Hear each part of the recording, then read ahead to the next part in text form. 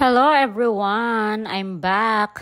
Sorry guys, medyo na busy lang at medyo nagpahinga sa pag-upload ng videos dahil nga napalo-palo na naman tayo ni Tatay M. So gusto ko lang magpapansin din sa kanya na hindi na ako nag-upload para i-message niya naman niya ako ng i-message sa notification ko na kailangan ko na mag-upload, kailangan ko mag-reply, kailangan ko mag-ganito.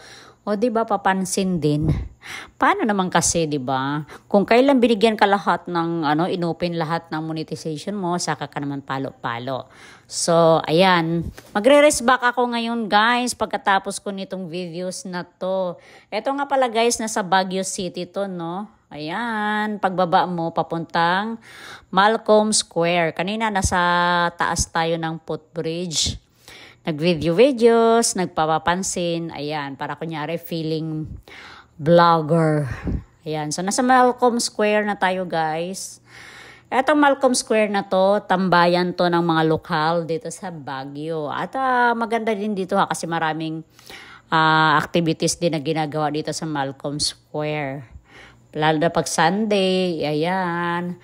At tambayan ito, hindi lang pala lokal kundi pati din ng mga naglalakad-lakad kasi tapat lang to ng palengke. Kaya pag napagod ka mamalengke, umupo ka muna dyan. At makipagkwentuhan ka sa mga matatanda dyan na nakatambay sa gilid-gilid. Ayun, magnganga muna tayo. Yan, Malcolm Square. At sa likod niyan, guys, is yung Session Road. Ayan, kasi busy talaga ang lugar na to, lalo na itong Session Road kasi ito yung pinaka-business district ng Baguio. So, andito lahat, kainan, hotels, andito din yung simbahan at dito din dumadaan yung aakyat papuntang mall. Ayan. At kung pupunta ka ng palengke, dyan din ang daan sa Session Road. At kung pupunta ka naman ng night market, ayan, dyan din ang daan. Kaya itong kalsada na to, hindi to nawawala ng tao. Laging parang elbow to elbow minsan. Pagkalalo na sa gabi at maganda yung panahon, aroy, grabe, napakadaming tao. Eto, medyo konti lang tao ngayon kasi malakas yung ulan. Parang init, tas mamaya bigla na lang uulan. So, pero hindi siya konti madami pa rin madami pa rin tao dito. Ayan, ito yung pinaka business district nila, itong Session Road. Sayang nga lang hindi nyo nakikita yung mga nagpe-perform kasi nga maulan ngayon. Andito si Greenman, kung kilala nyo si Mr. Greenman.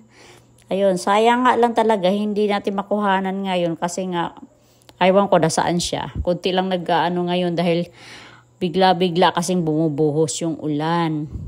Pero kung pupunta kayo dito sa Baguio, guys, I advise you na huwag kumuha ng mga hotels or transient na malayo sa Session Road. Kasi isa sa pinaka-problema dito sa Baguio is traffic, no? Pagka traffic naman, ayun, maiinis ka kasi sobrang traffic, naubos na yung oras mo, hindi ka na makapamasyal kasi nga traffic. Tapos, pagdating naman ng hapon, wala ka nang masakyan na taxi. Hindi na namamansin yung mga taxi. Kaya guys, kung ako sa inyo, pag pupunta kayo dito, wag kukuha kayo ng malayo sa mga 5 to 10 minutes. Ganyan, yung layo sa Session Road. Nako, huwag kayong kumuha ng ganyan. Mangungonsumi din kayo.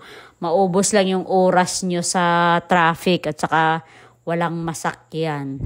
So, ayun, yun lang naman problema dito sa Baguio talaga.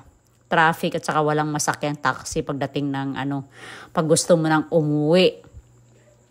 Ayun, yun lang naman ang may advice ko sa inyo. Ayan, kung gusto nyo mag food trip, yan, dito sa Session Road, marami din.